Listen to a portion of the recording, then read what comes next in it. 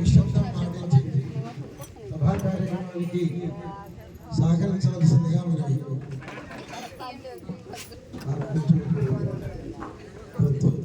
నా గురించి సహకరించడం అయినప్పటికీ కూడా నాకు ఇచ్చిన బాధ్యతను సక్రమంగా నిర్వహించడానికి ప్రయత్నం చేస్తాను. ఓం ఆంజనేయం మహావీరం బ్రహ్మ విష్ణు శివాత్మకం కరుణాకరభూషాంతం రామదూతం నమామ్యహం. సర్వవ్యాపకమైన పరమాత్మకు అచంచలమైన భక్తి విశ్వాసములతో ప్రబలితో కార్యనిర్వాహకులు శ్రీమాన్ చల్మారెడ్డి గారు, వారి ధర్మపత్ని జ్యోతి గారు పరమ పవిత్రమైనటువంటి శ్రీ హనుమాన్ చాలీసా కార్యక్రమాన్ని నిర్వహించడం చాలా ఉదాహరణ. వారు మననే పదవి విరమణ చేసి ఒక చక్కటి నిర్ణయాన్ని తీసుకున్నందుకు భగవంతుడు చక్కటి ఆయువు, ఆరోగ్యం, ఐశ్వర్యం, మరి అన్నిటికంటే ఆనందాన్ని ప్రసాదించవలసిందిగా కోరుకుంటూ ఇక్కడికి విచ్చేసిన భక్త మహాశీలులకి, స్వామీజీలకు, పెద్దలకు, హనుమాన్ చాలీసా భక్త బృందం శ్రీ హరిశ్చంద్ర గారి గ్రూపుకు అందరికీ కూడా మరి భగవంతుడు చక్కటి ఇంకా ఉత్సాహం కలిగించి ఇంకా ముందు కూడా భవిష్యత్తులో మన ప్రాంతంలో కూడా ఆధ్యాత్మిక మార్గంలో పయనించాలని చెప్పి కోరుకుంటూ మాతృమూర్తులందరికీ నమస్కరిస్తూ ఈ సభా కార్యక్రమాన్ని నన్ను నిర్వహించవలసిందిగా మరి హరిశ్చంద్ర గ్రూప్ వారు చెప్పడం నాకు సంతోషంగా ఉంది. అయినప్పటికీ కూడా కొంచెం గొంతు సహకరించడం లేదు, అయినప్పటికీ కూడా ప్రయత్నం చేస్తారు. కాబట్టి చాలా సమయం, గంట సమయం ఉంది మనకు. వక్తలు గమనించి ఇచ్చిన సమయాన్ని సద్వినియోగం చేసి మరి శ్రోతలను ఆకట్టుకోవలసిందిగా మనవి. ఎవరు మాట్లాడినా రామాయణం గురించి కానీ, హనుమత్ చాలీసాను గురించి కానీ, ఇంకేదైనా ఆధ్యాత్మిక విషయములు కానీ మాట్లాడాల్సిందిగా మనవి. మొట్టమొదలు శ్రీమాన్ భూమానంద స్వామి వారు ఒక 10 నిమిషాల సేపు ప్రసంగిస్తారని చెప్పి రావాల్సిందిగా మనవి.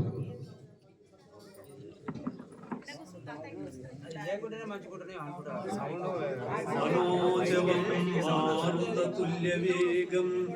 జితేంద్రియం వరిష్టం వాతాత్మజం వానరయూధముఖ్యం శ్రీరామదూతం శిరసా నమామి.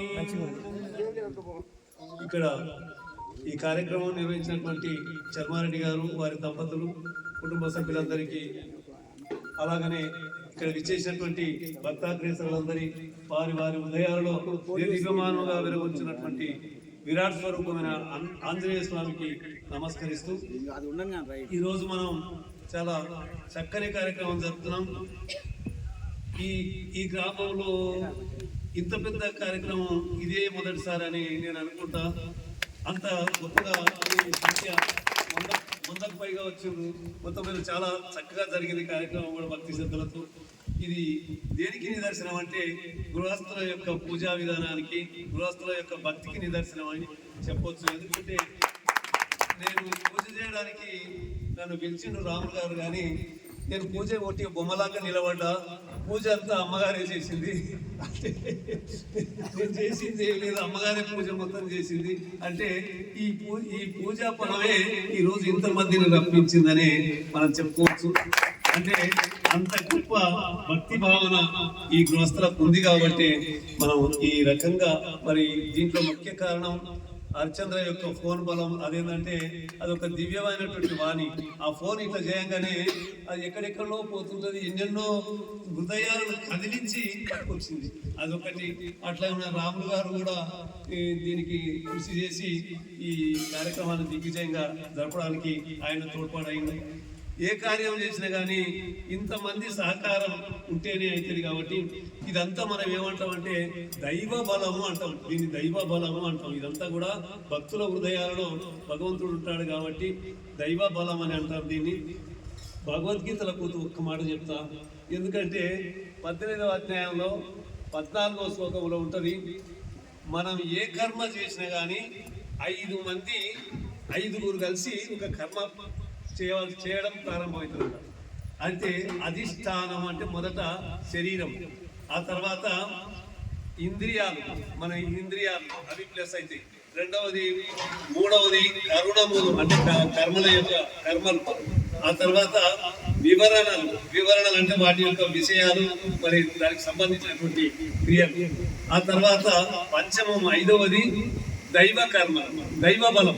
అంటే ఈ అన్ని కలిస్తేనే ఒక కార్యక్రమం విజయవంతం అవుతుంది. ఏదైనా కానీ మనం ఏ పని చేసినా కానీ ఈ 5 కలిస్తే ఆ పని విజయమైంది. అయితే ఇందులో ఈ 4 పక్కకెట్టి దైవ బలం ఒక్కటి సరిగా లేకపోతే అది సరిగా పని చేయాలంట. అంటే దైవ బలం అనేది ఎక్కువ ఉంటే ఏ కార్యమైనా కానీ సఫలీకృతమవుతుంది అని చెప్పి భగవద్గీత 14వ అధ్యాయంలో ఉంటుంది. అయితే ఇక్కడ మనం గమనించవలసింది ఏంటంటే 14వ శ్లోకం ప్రకారంగా ఈ దైవ బలం అంతా కూడా ఈ గృహస్థులు మనోవాంఛ ఫలసిద్ధి రస్తు, వాళ్ళకు ఏమైతే కోరికలు ఉన్నావో ఆ కోరికలు విజయవంతం కావడానికి ఇది నిదర్శనం అని భగవద్గీత చెప్పినటువంటి మాట.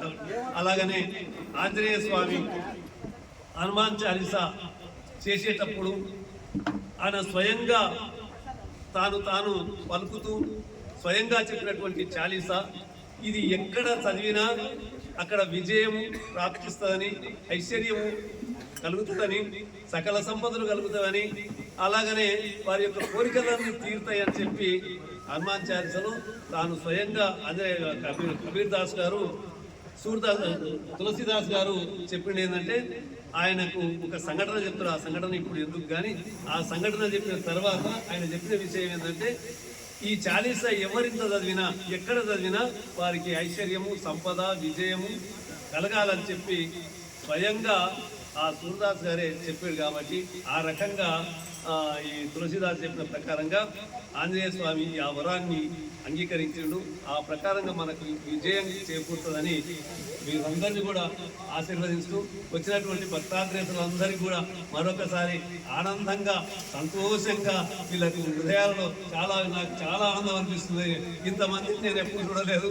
ఎందుకంటే చూసినా కానీ వేరే వాళ్ళని చూసిన, నా వాళ్ళని చూడడం అనేది వేరే వాళ్ళని చూడడం అనేది ఒకటి. ఇక్కడ ప్రేమ అనేది ఉంటుందని, మా వాళ్ళు అనే ప్రేమ వేరే. రాజ్యానికి వస్తుంది దుఃఖం ఎందుకు వచ్చిందంటే, నా వాళ్ళని ఎటు చంపుకోవాలని దుఃఖం వచ్చింది. అదే వేరే వాళ్ళైతే ఎంతో మందిని చూసినాం కానీ అది మన సంతోషాన్ని కలగజేయదు. అట్లా మన సంస్థ మొత్తం కూడా ఒక్కదాన ఆత్మీయ బంధువులంతా కూడా ఒక్కచోట ఒక విశ్వరూపం చూపించినట్టుగా ఈ రోజు చూపిస్తున్నందుకు నేను చూసి చాలా ఆనందపడ్డా. ఈ విషయాన్ని పాల్పంచుకోవడానికి నాకు అవకాశం ఇచ్చినటువంటి మా యువన్ రెడ్డి గారికి ధన్యవాదాలు తెలియజేస్తూ, ఈ గృహస్థులకు ఈ కార్యక్రమం చక్కగా నిర్వహించినందుకు వీరికి ధన్యవాదాలు తెలియజేస్తూ, వారి యొక్క మనోవాంఛ ఫల సిద్ధిరస్తు అని చెప్పుకుంటూ, ఇక్కడ విశేష అందరికీ కూడా ఆయుర ఆరోగ్య ఐశ్వర్యాలు కలగాలని మనం దీవిస్తూ, అది పౌరసుత హనుమానికి జై.